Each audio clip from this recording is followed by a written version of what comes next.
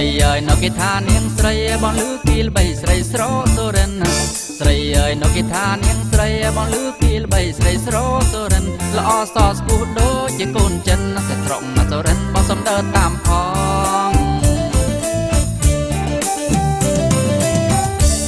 ស្រីអើយនៅបងសំដៅតាមចង់និយាយចង់ខ្វាមតាមសុំនាងយ៉ាងស្រីអើយនៅបងសំដៅតាមចង់និយាយចង់ខ្វាមតាមសុំនាងយ៉ាងអើយនាងឃើញវើចិត្តខិនបងជួបនាងម្ដងបងจะកើតជាគ្នា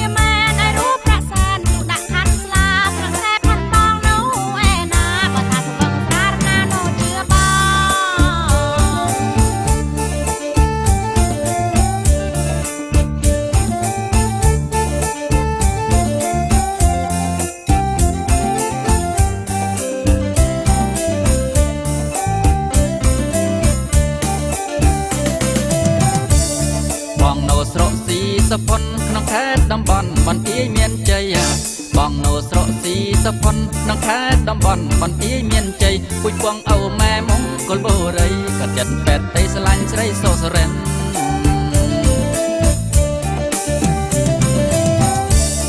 បងមិនទាំងចេះភើស្រាជឿចោះនាងអាការងារបងពេនបងមិនទាំងចេះភើស្រាជឿចោះនាងអាការងារបងពេនសុំស្រឡាញ់ស្រីស្រោសរិនណាបង្ងើមមាចិនទៅលីងស្រោបង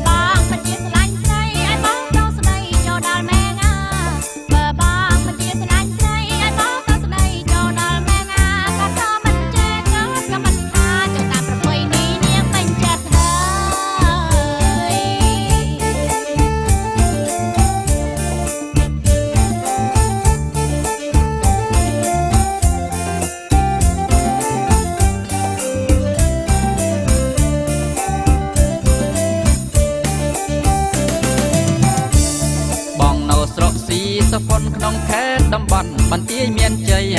បងនៅស្រកស៊ីសផុនក្នុងខេត្តតំបន់បន្ទាយមានជ័យពុជពងអូម៉ែមង្គលបុរីក៏ចិនពេតទេស្រឡាញ់ស្រីសូសរិន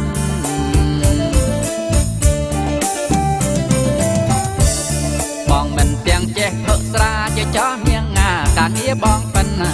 បងមិនទាំងចេះភើស្រាជាចោះនាងអាការងារបងពេនសុំស្រឡាញ់ស្រីស្រោសរិនណាបង្ងើមមាចិនទៅលីងស្រោបង